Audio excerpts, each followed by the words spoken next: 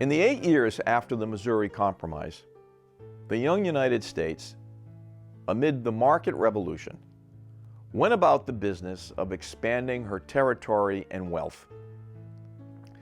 Commercial steamboat operations began in 1807. The Erie Canal opened in 1825. The first railroad started in 1826. The southern states in 1825 grew 350 million pounds of cotton. As a result, northern merchants, mechanics, shippers, banks, and insurance companies flourished. The fledgling textile industry in the north sought government protection from British imports of less expensive and higher quality textiles. Western farmers begged for protection for their agricultural produce and raw materials. Congress responded with the tariff of 1828, but South Carolina, the leading cotton exporter, was not pleased with the legislation.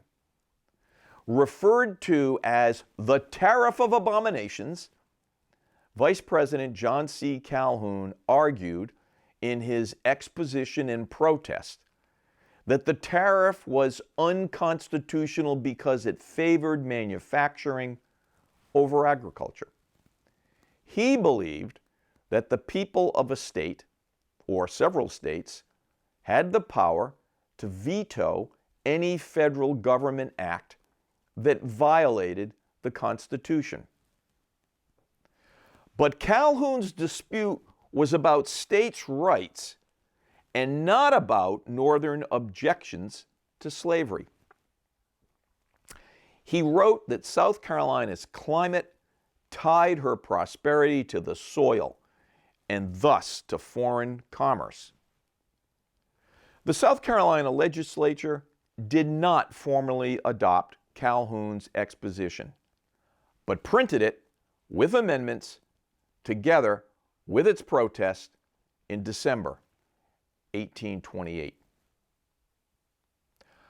Over the next decade, however, the issue of slavery, which no one wanted to talk about or object to, would start to overshadow all other issues in Congress. A courageous group of men and women called abolitionists would force the issue. Hi, I'm Tom Army, and this is U.S. History Online. In this episode, the American Civil War, Servile Insurrection, we continue to explore the causes of the war.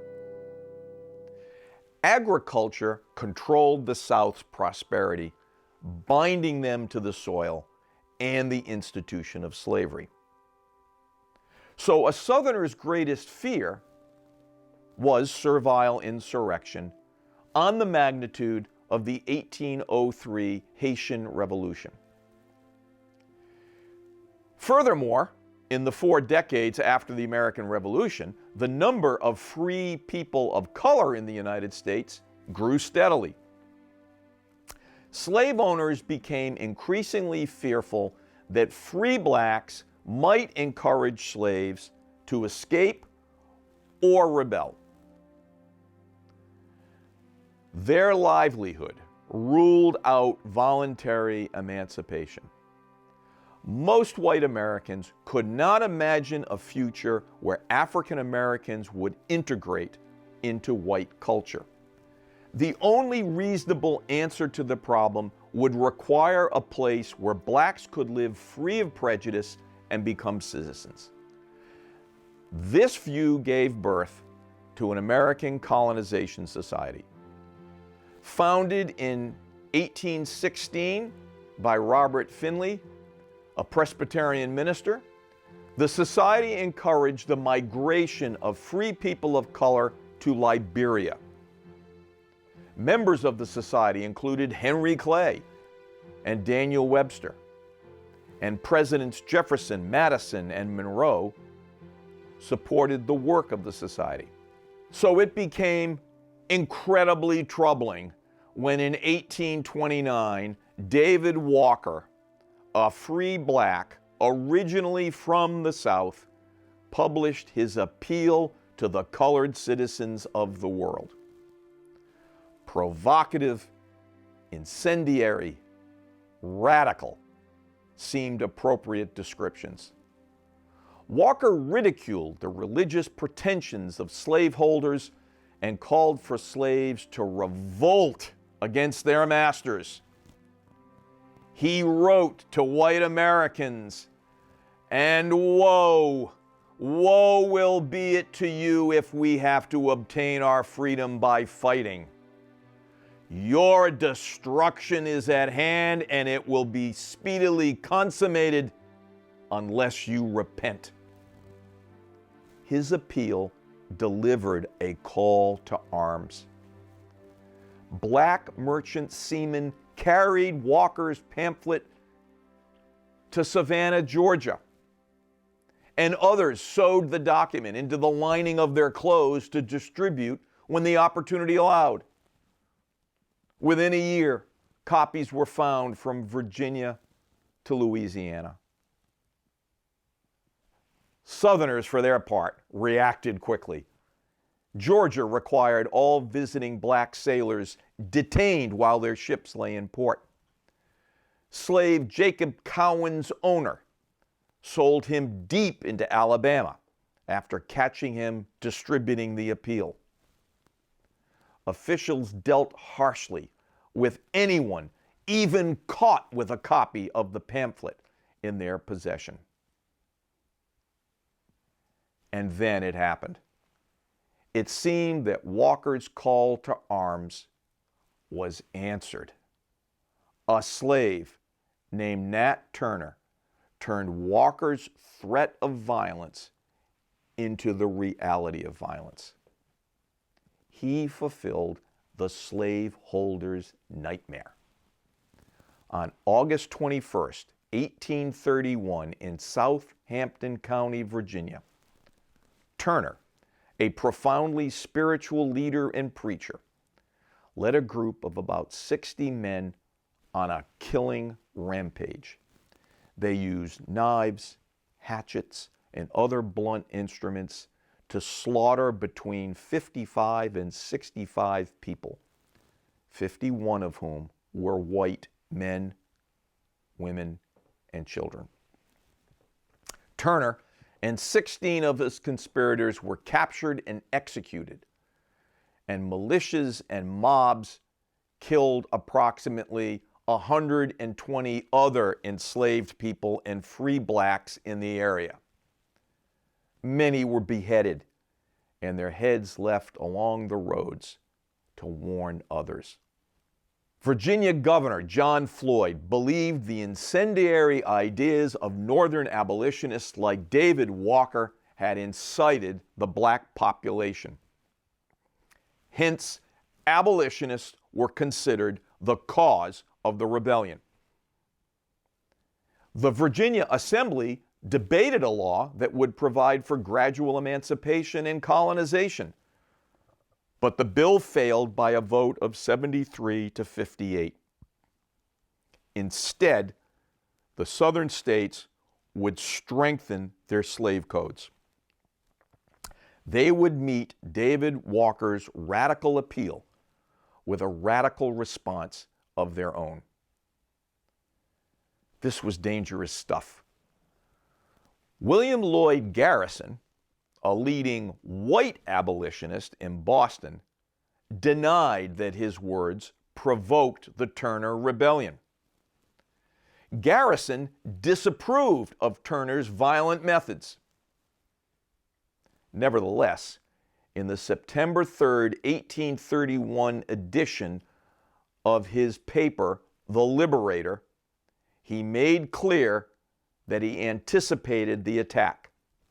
Garrison said, "The slaves need no incentives at our hands." The attack was rooted in the slaves' ceaseless toil, emaciated bodies, and slashes on their backs. Garrison warned of violence in the first edition of his paper, and his prophecy came to pass.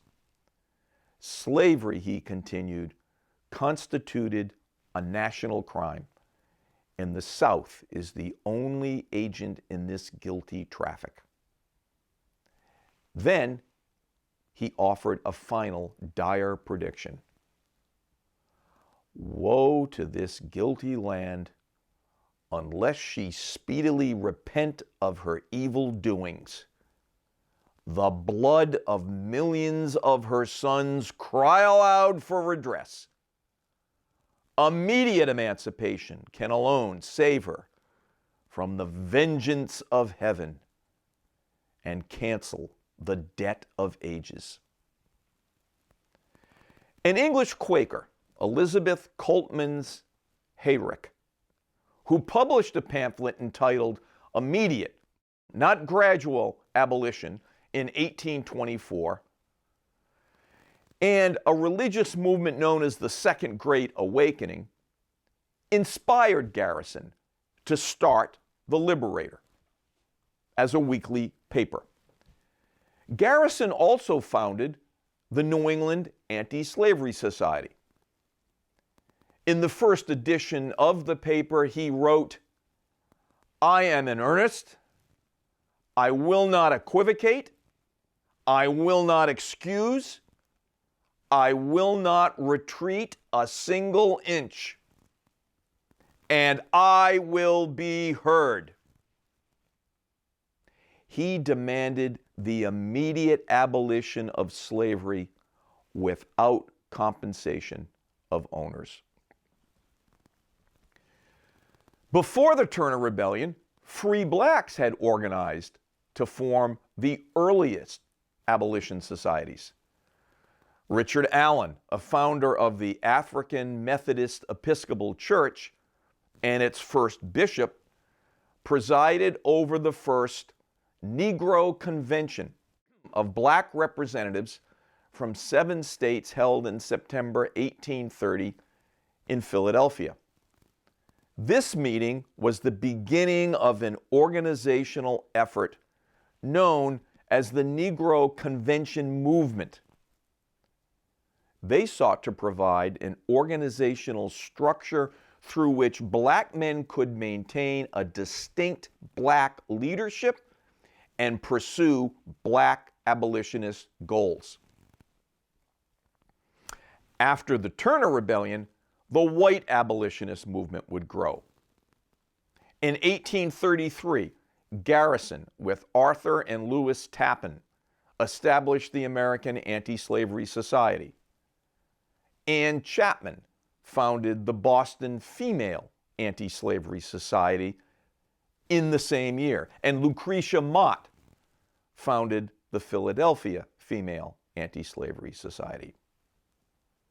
Theodore Weld, a disciple of the famous evangelist Charles Finney, recruited and trained people for the cause, including Harriet Beecher Stowe, Henry Ward Beecher, James G. Birney, plus Sarah and Angelina Grimke.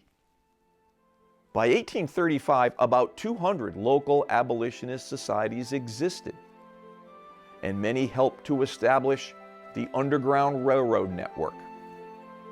Frederick Douglass and Harriet Tubman escaped slavery with the help of these small groups. Despite these early efforts, however, perhaps only 10% of the American population supported the abolitionist movement. Most whites rejected equality and emancipation for African Americans, and they pushed back against abolitionists. White polemics regarding abolitionists, black freedom, and racial violence became common.